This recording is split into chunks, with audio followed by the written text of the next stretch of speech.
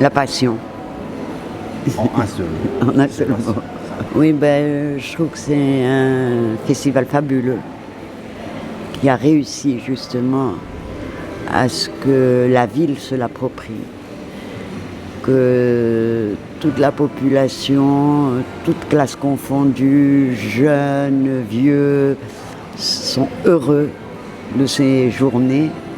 C'est le festival de la ville. Ce n'est pas que dans les, dans les stages, dirons-nous, même dans la rue, les gens dansent, chantent. On sent un vrai bonheur et c'est vraiment extraordinaire. Je crois que c'est le meilleur festival qui a réussi justement à attirer la population.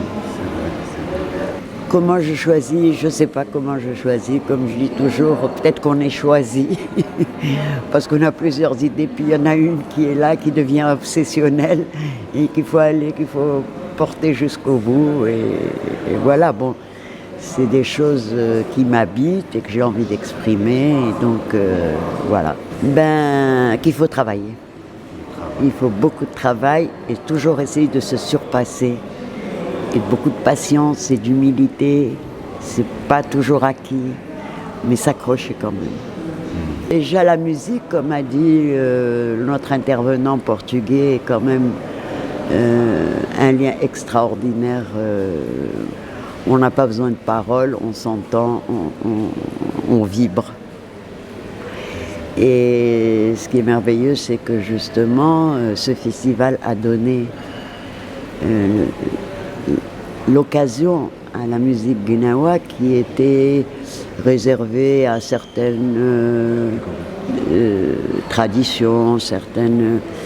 Et moi je me souviens que le premier, enfin peut-être que c'était avant, mais moi déjà je me souviens que Randy West, qui était un grand musicien de jazz, avait passé 1 an à Tanger et a été un des premiers à faire de la fusion avec les Gnawa, et il disait c'est la musique originelle.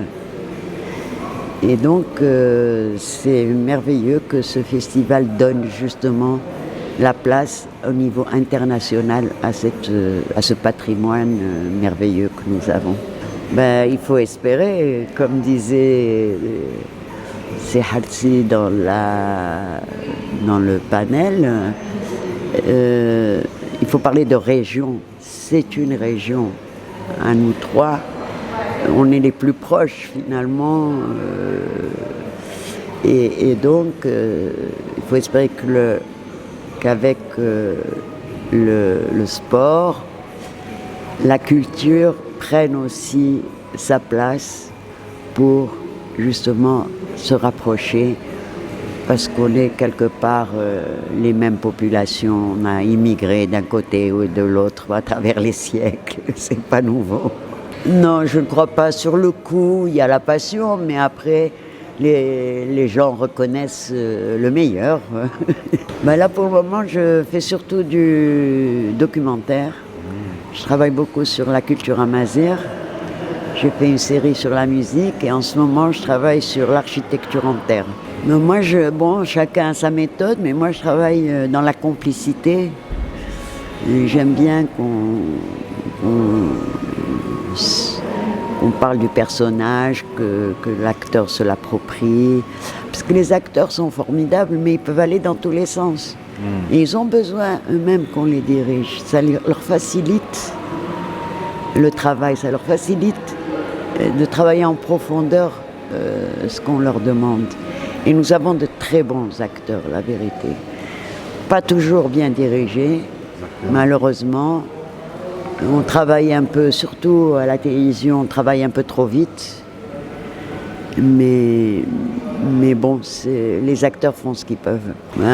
Pour moi, c'est la culture des femmes, en tant que femme.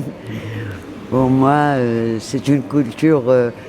quelque part négligée, mais il y a une très grande culture chez les femmes, que ce soit dans la chanson, dans la musique, même traditionnellement, dans la broderie, c'est des œuvres d'art.